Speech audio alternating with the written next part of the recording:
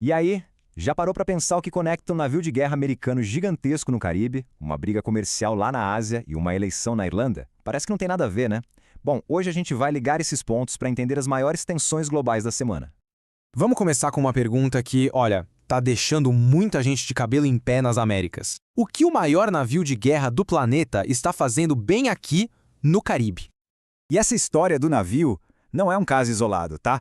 Pelo contrário, é um sintoma, um reflexo de um mundo que está no limite. A gente está vendo jogos de poder, guerras econômicas e crises humanitárias que simplesmente parecem não ter fim.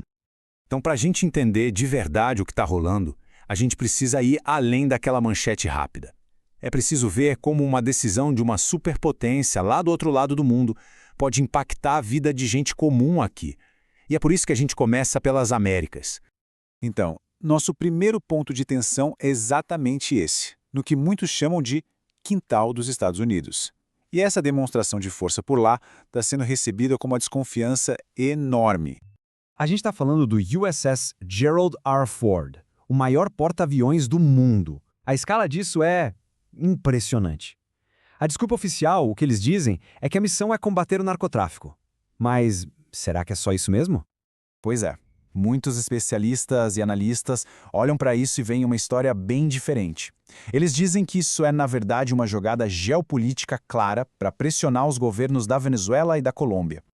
E essa pressão vai muito além de só ter um navio gigante por ali. Os Estados Unidos também aplicaram sanções diretas contra o presidente colombiano Gustavo Petro e a família dele. E não para por aí. Teve ataques americanos a barcos, supostamente de traficantes, que resultaram na morte de pelo menos 37 pessoas. O próprio presidente Petro, da Colômbia, chamou esses ataques de assassinato. O clima está tão tenso que o presidente da Venezuela, Nicolás Maduro, veio a público e fez um apelo bem direto em inglês mesmo. No crazy war, please. Tipo, sem guerra maluca, por favor. É um pedido bem explícito para evitar que as coisas saiam de controle na região. Aí fica a pergunta no ar, né? É uma medida necessária contra o crime ou é uma escalada de poder perigosa? E essa mesma dinâmica, essa disputa de narrativas, ela não está acontecendo só aqui. Do outro lado do mundo, na Ásia, a briga na arena econômica. Vamos para lá.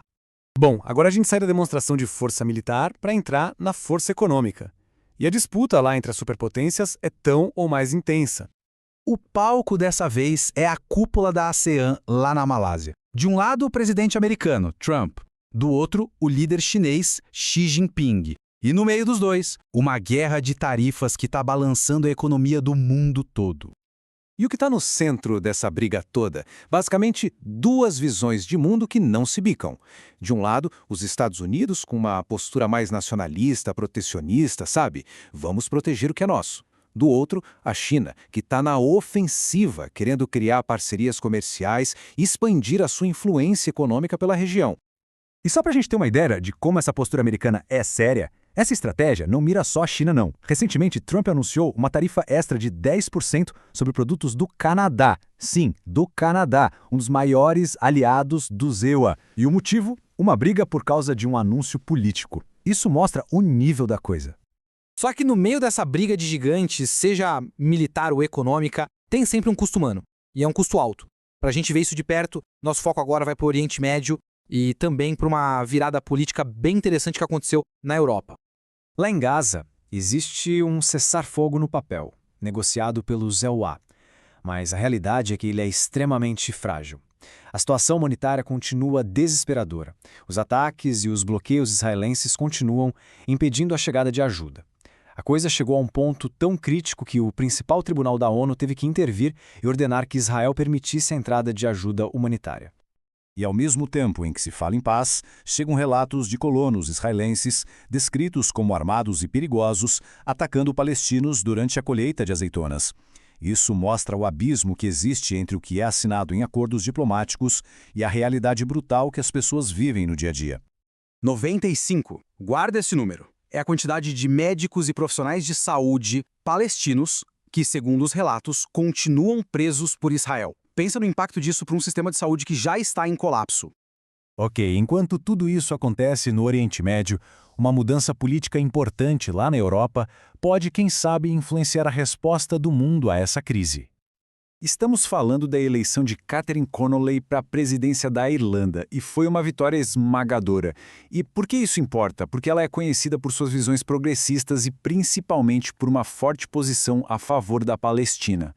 A eleição dela não é só um sinal de uma onda de esquerda na Europa, mas também coloca mais uma voz forte defendendo essa causa dentro da União Europeia. Isso levanta uma questão super interessante, né?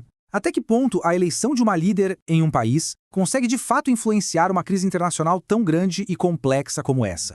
Beleza, agora vamos juntar todas as peças. Lembra da pergunta lá do começo? Como um navio de guerra no Caribe se conecta com uma eleição na Irlanda?